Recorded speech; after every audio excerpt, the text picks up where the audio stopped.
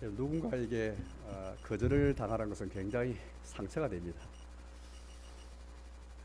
거절당한 그런 경험들이 다 많이 있을 거예요. 우리 어린이 여러분들도 아마 엄마 아빠에게 뭘 부탁했는데 엄마 아빠가 단호하게 거절해가지고 상처받은 일이 혹시 있을지 모르겠습니다. 어른도 마찬가지죠. 다 거절을 당할 때가 많습니다. 가족 안에서뿐 아니라 직장생활이나 사회생활에서도 친구 사이에서도 특히 사랑하는 그런 사람들 관계에서도 그를 많이 당하죠. 그러니까 특별히 사랑하는 사람에게 거절당하는 것은 굉장히 큰 아픔이고 상처가 됩니다. 당연히 들어줄 거라고 예상하고 어렵게 부탁했는데 다 거절당하면 굉장히 상처가 됩니다. 오늘 모세가 정말 오늘 그런 형편에 처한 것 같아요. 지난 시간에도 보았습니다. 모세가 정말 이렇게 자기 개인의 무슨 자기 순전히 자기 이익만이라 볼 수 없는 것은 하나님의 그 크심과 주의 권능이 이제 내가 겨우 이제 보기를 시작했는데 가나안 땅에 들어가게 해주셔서 그 시작을 주님이 주셨다면 마지막까지 주의 크심의 완성, 주의 권능의 완성을 보게 해달라고 기도했지 않습니까? 뭔가 하나님을 좀 더 크게 자기가 체험 좀 할 수 있도록 그런 기도 드렸는데 하나님께서 그 기도를 들어주지 않았습니다. 모세가 어떤 사람입니까? 하나님께서 보실 때에 다른 사람과 달리 모세와는 직접 대면해서 그렇게 참 대화도 하시고 그렇게 이제 참 그를 사랑하셨던 그런 모세였고 세상의 어떤 사람보다도 가장 온유한 그런 사람이 있는데 이 모세가 자기 반평생을 이스라엘 백성을 위해서 헌신한 사람이었잖아요. 아무리 그가 마사라는 머리바라는 곳에서 그것도 자기 때문에 안 하고 이스라엘 백성들이 먼저 물이 없어가지고 탐욕 때문에 불평해가지고 일어난 문제였고 물론 결국 모세와 아론이 분명히 잘못했죠. 분명히 하나님께서 말씀을 전하라 했는데 말씀을 전하지 않고 복음을 전하는 게 아니고 성령으로 충만한 게 아니고 자신의 혈기를 통해서 그렇게 하나님의 거룩함을 나타내지 못한 주께 불순종한 그 죄, 그 죄는 물론 적은 죄는 아닙니다. 그렇할지라도 그 모든 시작은 이스라엘 백성의 탐욕, 불평이 시작했고 어떻게 그 한 사건 때문에 가장 먼저 가나안 땅에 들어가야 할 1등 공신에 불구하고 또 모세가 정말 그렇게 자신이 이익을 위해서 기도한 것도 아니고 하나님의 크심과 주의 권능을 좀 보게 해달라고 500년 전에 아브라함 자리에 선조 아브라함이 하신 약속이 좀 성취되는 것을 보게 해달라고 이런 기도를 드렸는데 그런 기도를 안 들으신 거죠.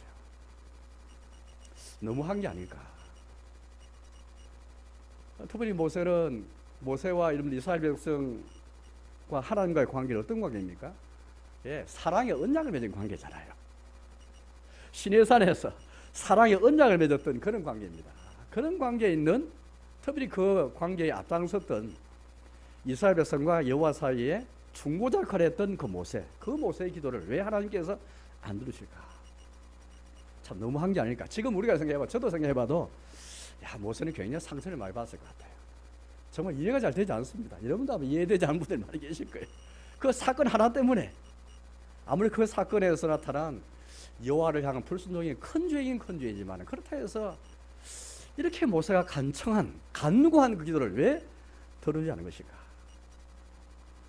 그러나 우리는 그 이유가 당연히 이해가 잘 되지 않고 납득이 잘 되지 않더라도 분명히 하나님께서 오늘 들으시지 않은 것 거기에 대해서 우리가 참 침묵하고 이 시간 경건한 마음 갖고 우리 사실 받아들여야 되고 또 이런 걸 갖고 우리 하나님을 경배해야 되거든요. 이런 측면에서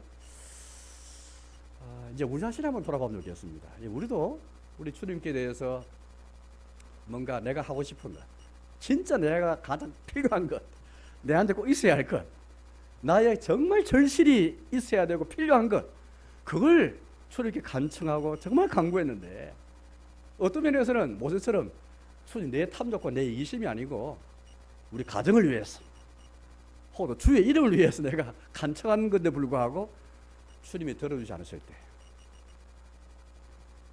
예수 그리스도의 피로 말미암아 하나님 우리 사이에 새 언약의 이 관계가 있는데, 언약의 하나님이신데 사랑의 언약 관계에 있는 하나님께서 왜 내 기도를 들어주지 않는 것인가? 그 하나님께서 만약에 내 기도를, 내가 요청한 것, 내 부탁을 들어주지 않으실 때 내가 어떻게 됩니까? 그때 하나님께서 우리에게 뭘 요구하실까? 거절당하는 것이 어떤 것일까? 오늘 말씀을 통해서 함께 하나님 말씀을 좀 보려고 합니다. 저는 오늘 두 가지 대제로 그렇게 설교할 텐데, 하나는 내 기도가 거절될 때에, 하나는 자기의 구원과 하나님의 사랑을, 또 하나님의 언약을 의심하지 말고 만족해야 됩니다. 만족하십시오. 오늘 여기 보니까 그런 말씀이 있거든요. 아까 우리가 말씀 보았지만은 26절 말씀 보니까 내게 이르시기를 그만해도 족하니, 족하다 말은 이제 만족하다는 말이죠. 이제 그만하고 만족해라, 그 말씀인데요.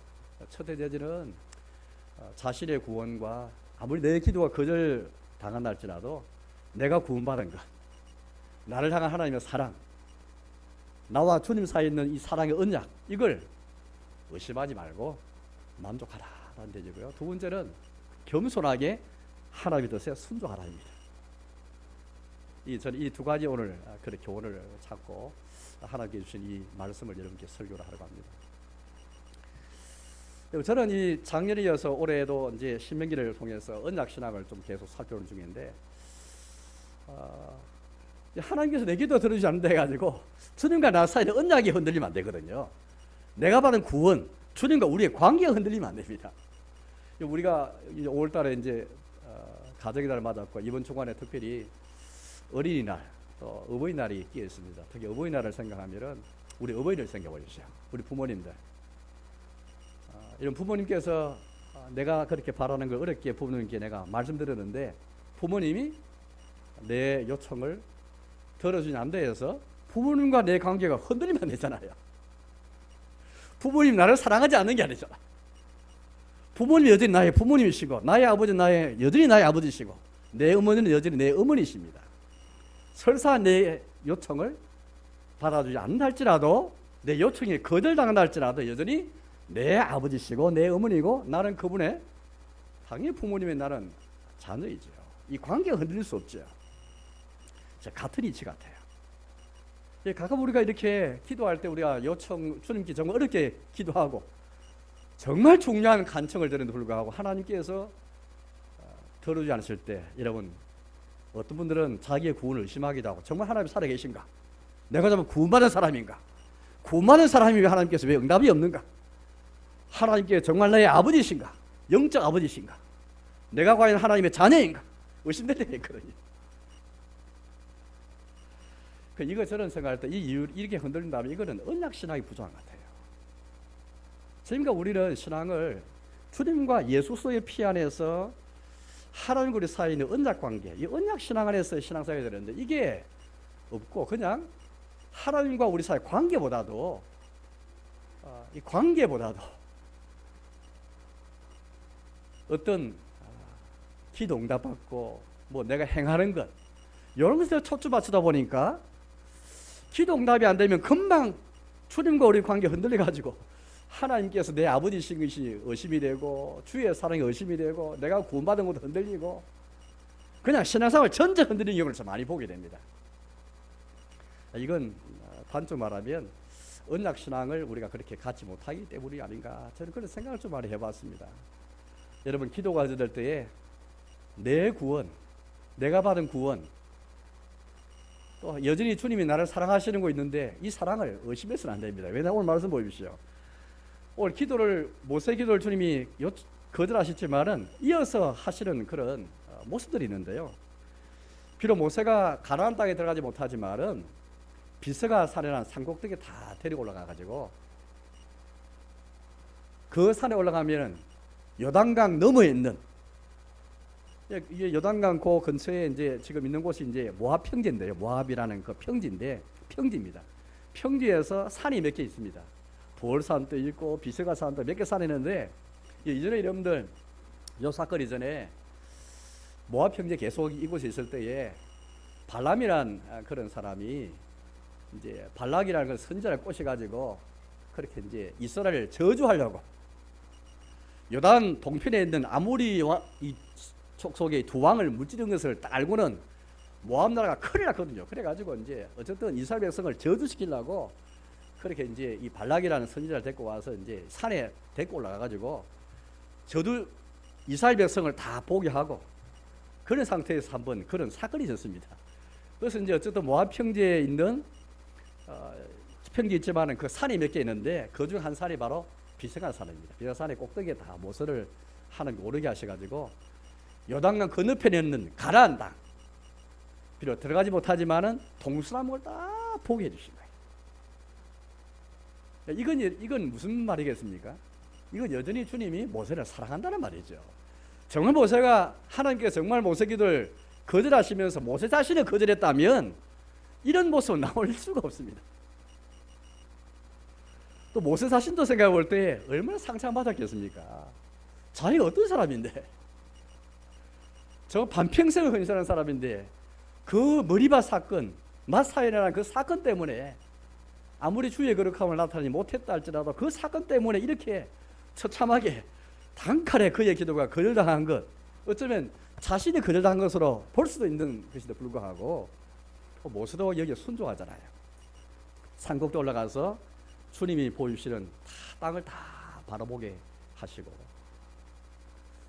그를 위로해 주시는 것이죠. 이것은 그들을 통해서도 하나님께서 여전히 모세를 사랑하시는 것을 우리는 그렇게 볼 수가 있습니다. 또 나아가서 모세에게 사명을 다 주셔요. 어떤 사명입니까? 너 대신에 후계자를 세워라.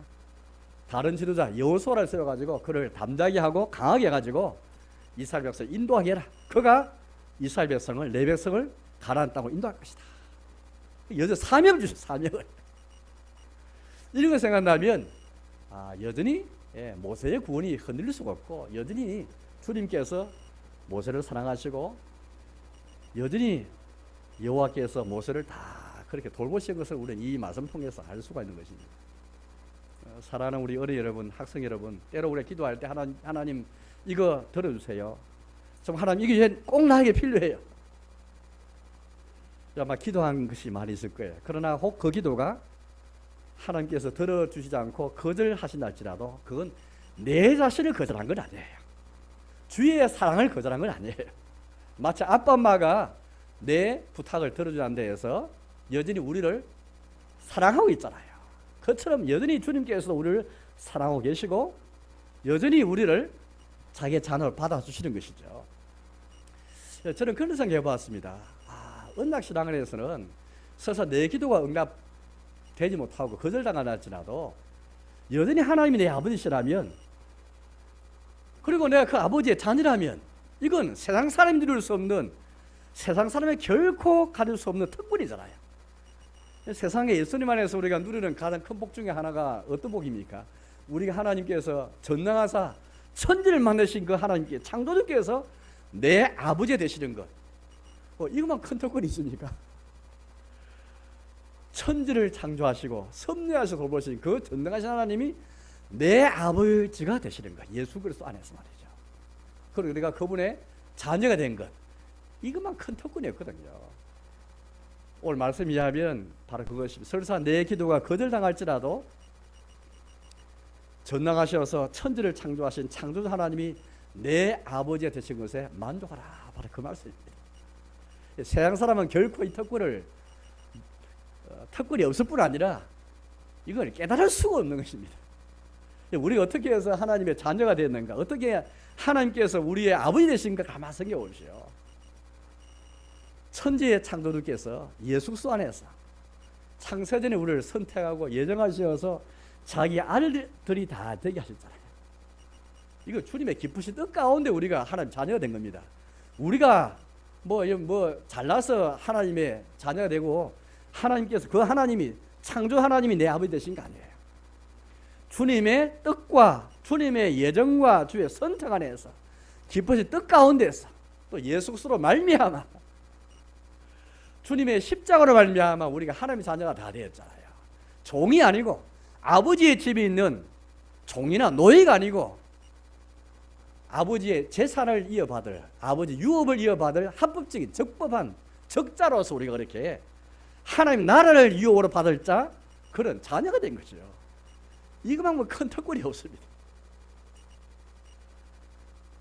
때로 하나님께서 내 기도를 거절하신다 할지라도 여전히 하나님께서 내 아버지 되신 것, 이거 만족하는 것, 이게 우리에게 꼭 필요한 것 같아요. 저는 사도 바울의 이 고린도 후서 말씀 보면서 오늘 설교를 준비하면서 한번 바울의 경우를 한번 살펴봤거든요. 이 바울이 이제 고린도 후서 3장 보니까 우리의 만족은 오직 하나님에게서 난다, 그런 이제 고백을 했습니다. 우리의 만족은 하나님에서 난다. 뭐 세상의 어떤 것들을 뭐 얻고 여기서 하는 게 아니고 하나님이 주시는 어떤 그 만족, 여기서 우리의 만족이 있다. 하나님 아래에서 만족이 있다. 이걸 고백하는데요. 그래서 고린도후서 6장이나 9장 가시면은 그런 말씀들이 굉장히 많습니다. 특히 우리 잘 아는 12장 보면은 바울이 주님의 계시를 받아가지고 너무 계시를 받은 게 너무 지역이 커가지고 하나님께서 그를 자만하지 못하도록 육체의 가시를 주셨잖아요. 육체의 가시라는 게 안질인지 혹은 어려운 어떤 정말 표현할 수 없는 그런 질병이든지 그건 알 수 없지만, 그러나 굉장히 바울이 사역하는데 많이 불편하고 어려운 일을 겪은 건 사실 같아요. 육체 가시를 없애달라고 3번이나 기도했는데 하나님께서 들으지 않으셔요. 그 이유는 나중에 바울이 깨달아 보니까 내가 받은 계시가 너무 크기 때문에 자만하지 않기 위해서 육체 가시를 주셨다, 이제 고백합니다만은, 그때 주님께서 이 바울에게 하신 말씀이 있죠. 내 은혜가 내게 족하다. 내가 너에게 준 은혜가 너에게 족하다. 족하다는 말씀을 다 하고 계셔요. 더 이상 바울은 그것 때문에 기도하지 않습니다. 그러면서 지금까지 그 밑에 이제 고백 보니까 이어서 하는 고백이, 내가 걸수를 위해서 약한 것들을 자랑하리니, 내가 예수님 때문에 잘된 것, 이거만 자랑한 게 아니고 예수님 때문에 내가 매 맞고 갇히기도 하고, 예수님 때문에 잠도 못 잔 것, 예수님 때문에 배고픈 것, 예수님 때문에 고생한 것, 여러 약한 것들에 대해서 내가 자랑하리니 내가 약할 때에 강함이라. 내가 약했을 때 하나님 능력을 더 깨달았다는 거예요. 이거 바울이 놀라운 고백이거든요, 여러분들.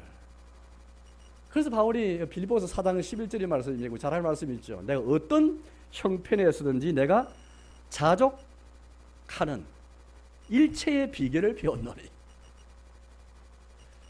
자족한다는 말은 스스로 내가 만족한다는 말인데, 어떤 형편에서도 자족하는 일체의 비결을 예수 안에서 배웠다, 바로 고백하고 있습니다.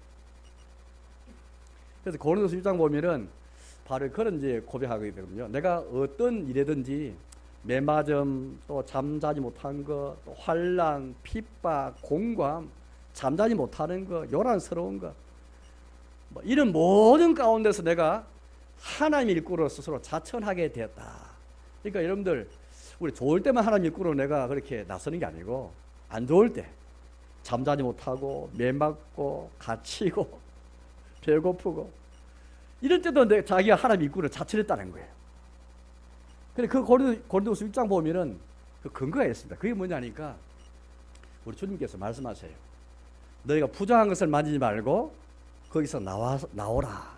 그때 내가 너를 영접하여 내가 그에게 대해서 내가 아버지가 되고 그는 나의 자녀가 되리라, 약속하시거든요. 바울은 이 약속을 믿었습니다. 하나님께서 자기 아버지 되신 것, 내가 하나님 자녀가 된 것, 이 은혜를 생각하니까 어떤 형편에서든지 자신을 하나님 일꾼으로 자천한 거죠. 헌신했다 이 말이죠.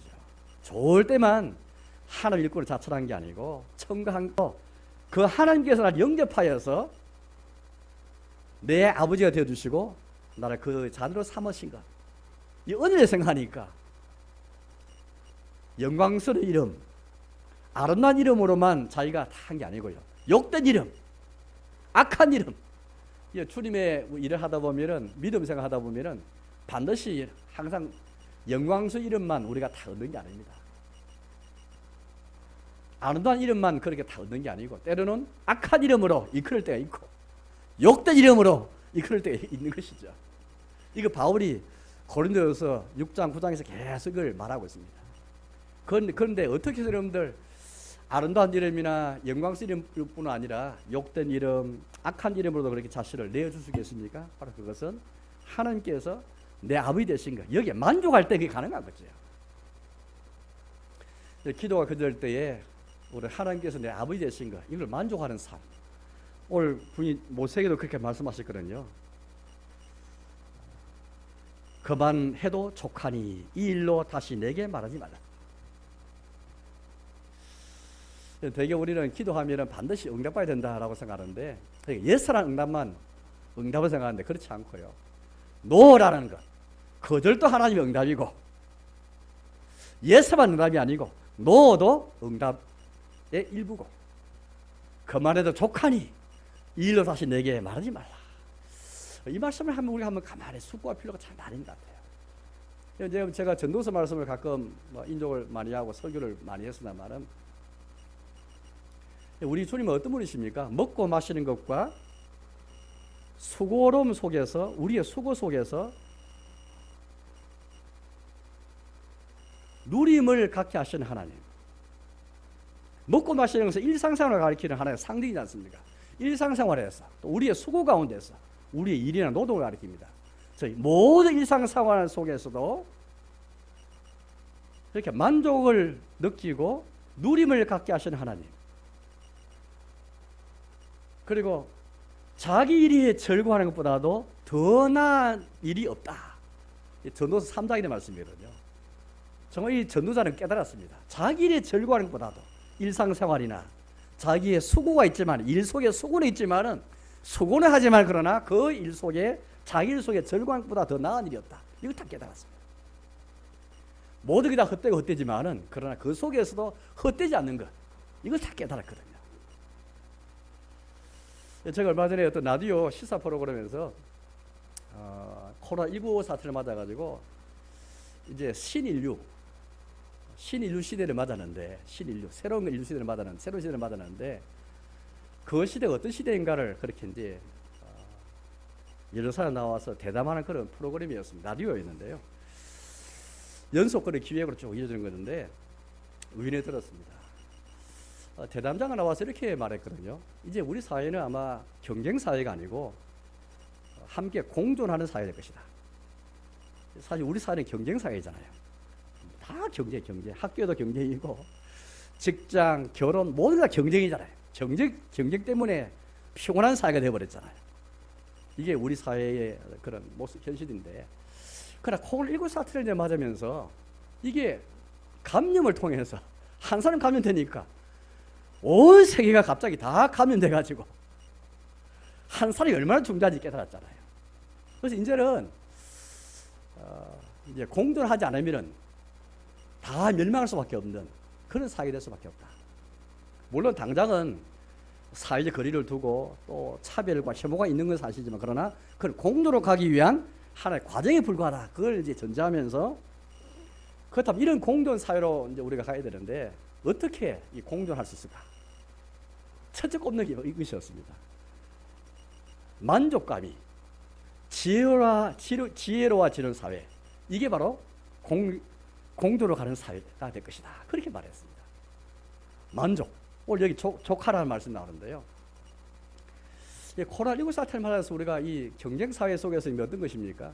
내가 이거 좋아하지 않는데 불구하고, 꼭 내한테 필요 없는데 불구하고 경쟁 때문에 상대방이 저 사람이 저 가지고 있으니까 나도 괜히 가지고 싶어가지고, 우리 속에 어린 여러분, 내가 진짜 좋아하는 것도 아닌데 나도 필요 없는 거 불구하고 친구가 좋은 거 가지고 있으니까 엄마 아빠 졸라가지고 딱 그걸 얻습니다.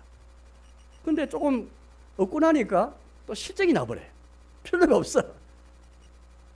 그런 장난감, 그런 물건들이 많은 거예요. 경쟁사회는 진짜 나에게 필요 없는데 불구하고 더 많이 가지고 싶고, 더 많이 원하고, 그래서 더 많이 돈 벌려고 하고, 더 많이 일하려고 하고, 이게 경쟁사회가 주는 그 모습들인데, 그래 이제 이 공존하는 사회로 가려면은 만족감이 정말 지혜로운 사회인데, 이런 탐욕과 욕심, 이 경쟁 사회 속에서 뭔가 더 그렇게 갖고 싶어하는 이걸 가장 안전장치로, 가장 브레이크처럼 할 수 있는 게 뭐냐니까 만족감이에요.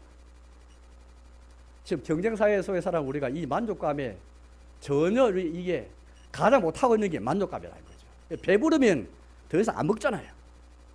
그 배부르다는 것을 못 깨닫는 거죠. 만족감에 대해서 우리가 전혀 깨닫지 못하고 이거 브레이크처럼 사용해야 되는데 이거 브레이크 사용하지 못하고 있는 것.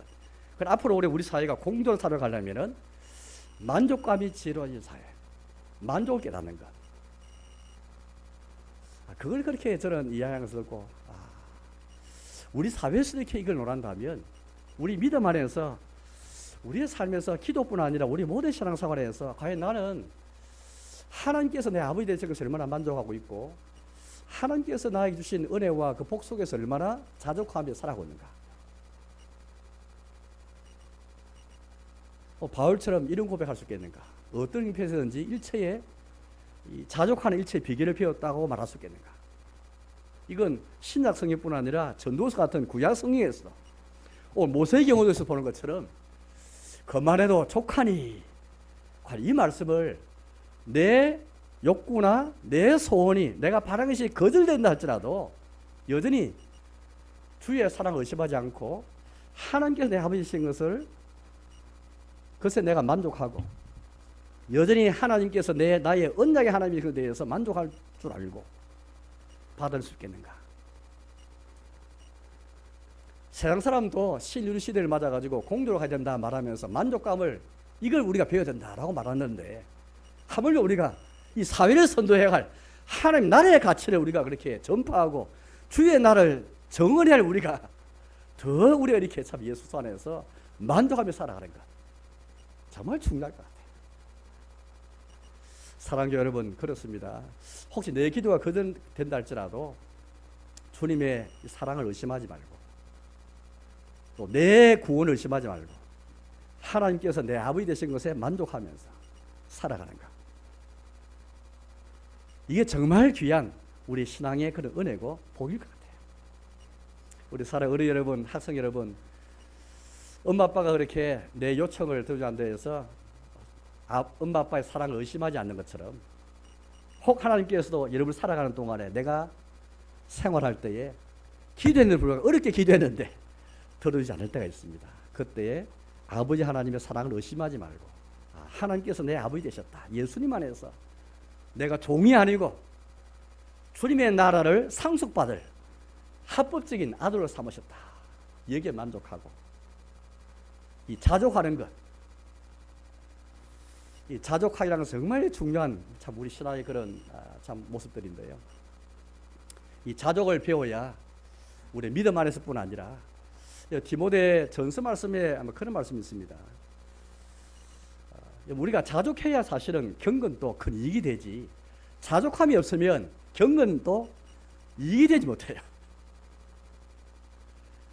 자족함이 없으면은 아무리 경건 생활, 성경 읽고 기도하고 열심문과 신앙생활 열심히 하는데 이 자족함이 없으면 이 경건이 이익이 되지 않습니다.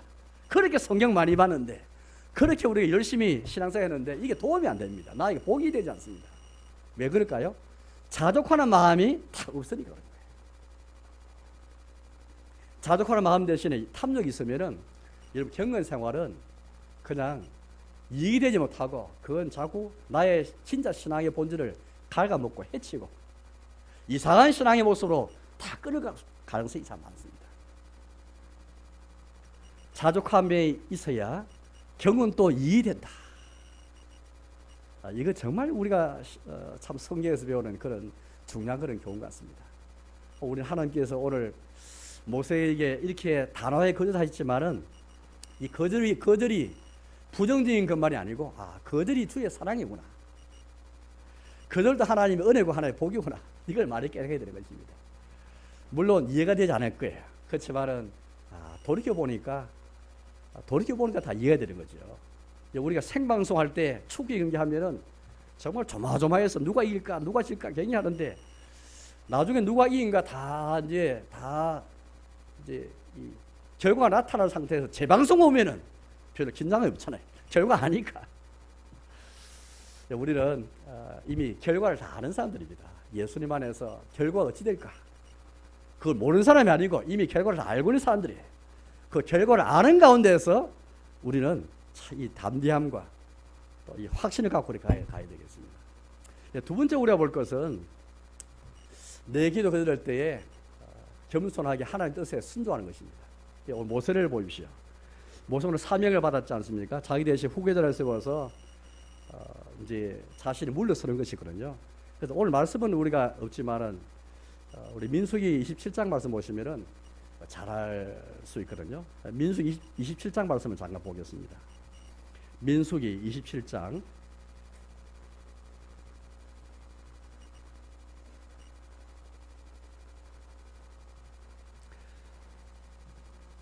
민수기 27장인데요. 18절 말씀입니다. 구약 성경 243페이지 민수기 27장 18절 말씀 볼게요. 18절, 19절, 20절 구약 성경 243페이지 민수기 27장 18, 19, 20 세 구절을 같이 읽어보겠습니다. 여호와께서 모세에게 이르시되 눈의 아들 여호수아는 그 안에 영이 머무는 자니 너는 데려다가 그에게 안수하고 그를 제사장 엘라살과 온 회중 앞에 세우고 그들의 목전에서 그에게 위탁하여 내 총기를 그에게 돌려 이스라엘 자손의 온 회중을 그에게 복종하게 하라. 그러니까 오늘 이제 우리 신명기 3장 볼 때는 간단하지만은 민수 27장 보니까 상세하게 좀 나오거든요.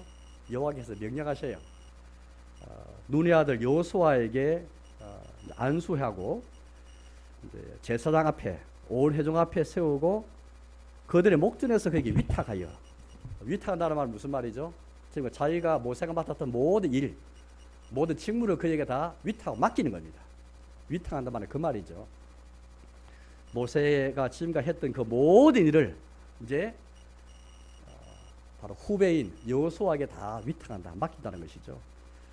그리고 너 종기를 그에게 돌려. 지금까지 모세는 이스라엘 백성의 지도자로서 하나님과 여호와와 이스라엘 사이의 중보자처럼 이런 종기를 가지고 일했지 않습니까? 그런데 그 종기도 여호수아에게 돌리라 그렇게 말합니다. 위탁과 종기를 그에게 돌리는 것. 이게 바로 모세의 순종 속에 들어갔는데요. 바로 그 뒤에 또 말씀도 보겠습니다. 22절, 23절 말씀 볼게요. 같은 27장에 22, 23절 같이 읽겠습니다. 모세가 여호와께서 자기에게 명령하신 대로 하여 여호수아를 데려다가 제사장 엘라살과 온 회중 앞에 세우고 그에게 안수하여 위탁하되 여호와께서 모세에게 명령하신 대로 하였더라. 거절당할 때 어쩌다 상처가 되잖아요. 이해가 안 되고. 지금 우리도 이해가 안 되는데 그때 그 당사자였던 모세는 더 이해가 안 됐을 것 같아요. 모세라고 쉽게 여러분들 뭐 이해 안 했겠나라고 생각은 안 할 것 같아요. 그건 모르는 일입니다. 결국 모세도 우리가 똑같은 성정 있는 사람이라면 아마 이해가 안 됐을 것 같아요. 혹 여러분 지금 여러분들 입장이라면 이해가 될지 모르겠습니다만 상당한 많은 사람 입장에서는 잘 이해가 되지 않을 것 같아요. 아무리 그렇지만 한 사건 때문에 그렇게 이렇게 가나안 땅에 못 들어가라는 것, 그것도 자기 이익만이 아니고 여호와의 크심과 권능을 좀 더 보게 해달라는 것인데 이걸 거절했다는 것은 정말 잘 이해가 되지 않는데, 그러나 모세가 순종하는데요. 모세 순종은, 순종이라는 것을 가만히 생각해 보면 이게 보십시오. 자기의 기도를 거절당했지만 요청을 딱 내려놓는 거잖아요. 이제 더 이상 기도 안 합니다.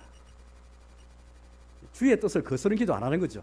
이제 주의 뜻을 알고 나니까, 분명한 하나님의 뜻을 더 알았으니까 더 이상 기도하지 않는 겁니다. 지금. 그게 순종 속에 들어가 있는 거죠. 두 번째는 위탁하는 겁니다. 위탁. 자기를 다 맡기는 겁니다. 또 나아가서 자기가 받은 종기도 다 그에게 돌리는 겁니다. 자기 지위, 직무를 다 돌리는 거죠. 이거 쉬운 게 아닙니다, 여러분들. 이걸 다 포함해서 모세의 순종 속에 다 포함되는 겁니다.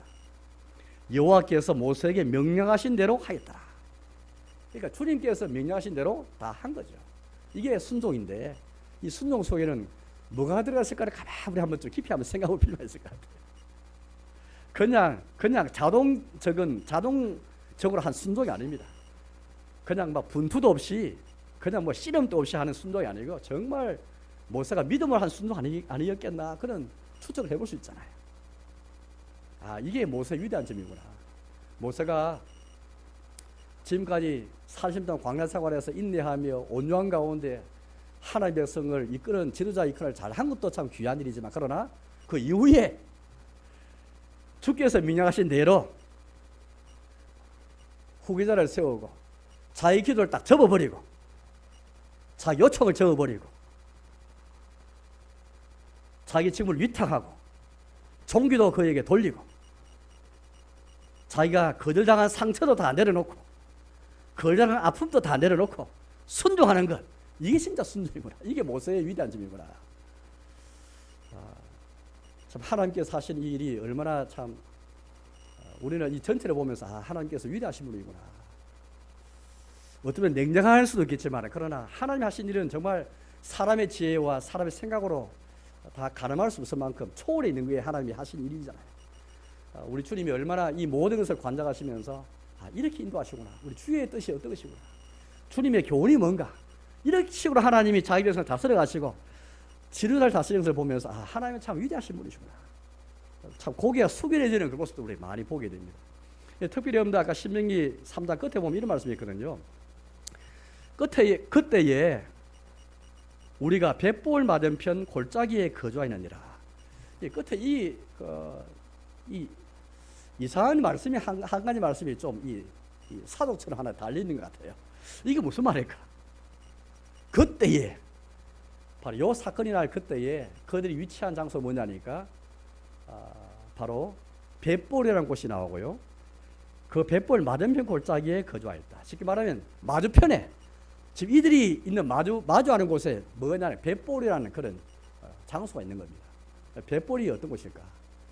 벳볼은 여러분 나중에 우리가 여러분들 신명기 보시면 잘 아시겠으나 말은 벳이라는 말은 집이란 말, 집이거든요. 집. 베델 하면은 엘은 하나님이고 벳은 집이라고 해서 하나님의 집이 베델이라는 뜻이잖아요.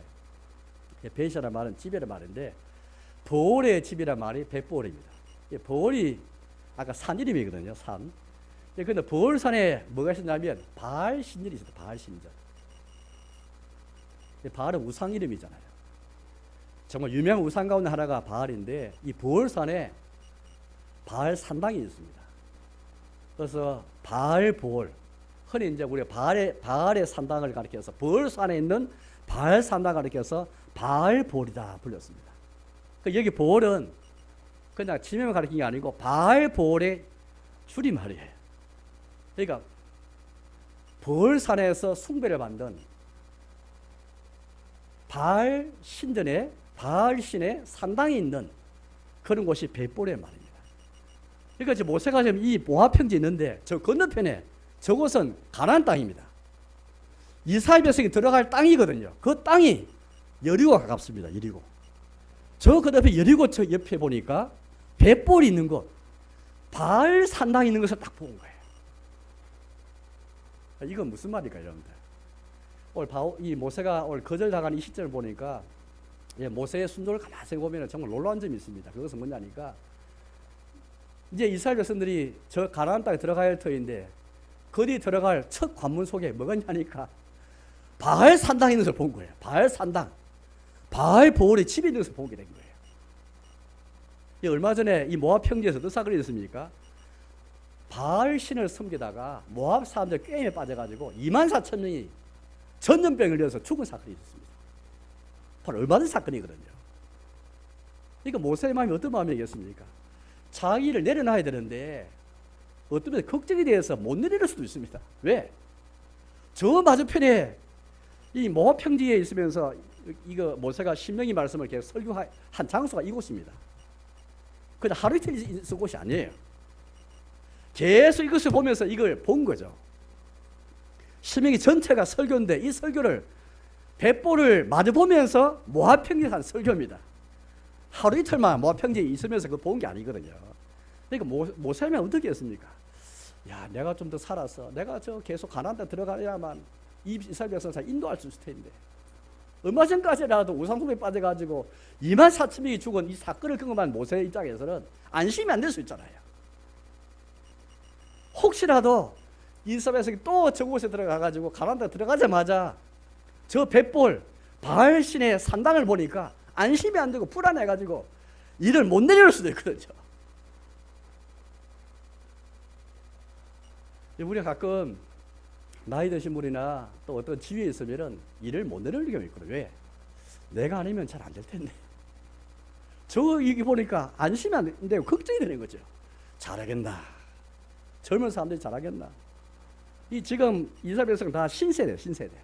여호수아도 모세보다 한참 나이가 어린 사람이고, 광야 생활에서 태어나거나 다 자란 사람들이 이 모세 앞에 선 이스라엘 백성 회중들인데 안심이 안 되는 거죠. 120살의 모세가, 하나님과 이스라엘 백성의 중구자였던 모세가 볼 때는 안심이 안 될 수가 있습니다. 그러나 이걸 다 바라보면서도 모세가 다 내려놓는 겁니다. 그저 겸손하게 기도할 수밖에 없구나. 이것조차 다 내려놓고 여호수아에게 다 위탁하고 종교도 그에게 돌리고, 아무리 내가 해야 할 일을 생각하고 사명이 있다 할지라도 다 내려놓고 순종하는 것, 이게 순종 속에 다 포함되어 있는 겁니다. 이를 가능하게 하시는 여호와께서, 사실 여호와께서 이 일을 거절 안 하셨더라면 모세가 이 교훈을 어떻게 깨닫고 우리가 어떤 이 교훈을 깨달을 수 있겠습니까? 그만해도 족하리라는 이 신앙을 배울 수 없을 것 같아요. 사랑하는 여러분, 우리가 인생을 살다 보면 이제 살다 보니까 이제 깨닫잖아요.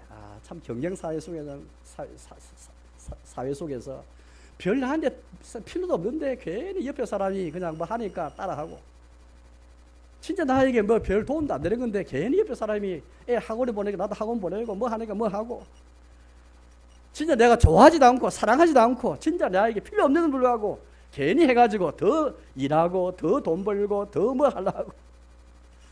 그러니까 만족감에 길들이지 못한 이게 우리 사회의 현대인의 모습이잖아요. 그러나 코로나19를 맞으면서 신류 시대, 이제 만족감이 없이는 절대 공동사회 될 수 없다는 거 이제 깨달았잖아요. 이제 같이 더불어 살 수밖에 없는데 왜? 항상 감염되면 다 감염돼 버리니까. 공존하기 위해서는 우리가 스스로 만족감을 갖고 다 버리게 밟으며 살아가야 되는데, 이때 기독교인이 앞장서서 우리 기도나 우리 모든 신앙생활에서 그만해도 족하니라는 말이 있습니다. 비록 하나님께서 모세 기도에 응답 안 하시고 거절하셨지만은 귀한 깨달음을 주셨잖아요. 거절을 통해 나타난 하나님의 사랑, 이건 진짜 거절당해보지 않고는 깨달을 수 없는 거잖아요.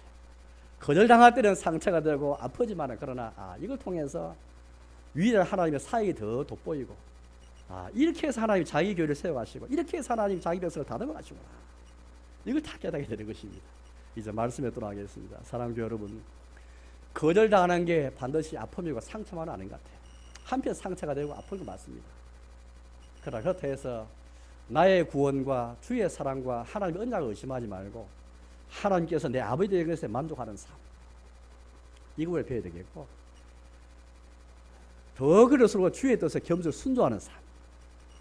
내가 받은 상처 때문에 주의 뜻에 순종 안 할 수 있거든, 여러분들. 여전히 내가 일을 위탁하지 않을 수 있고, 내 종기를 빼앗기 싫어서, 잊기 싫어서 그렇게 내가 더 욕심 바둥바둥 걸릴 수도 있고, 뭔가 내가 할 사명이다 생각하고 불안해가지고 젊은 사람 못 믿을 수도 있잖아요.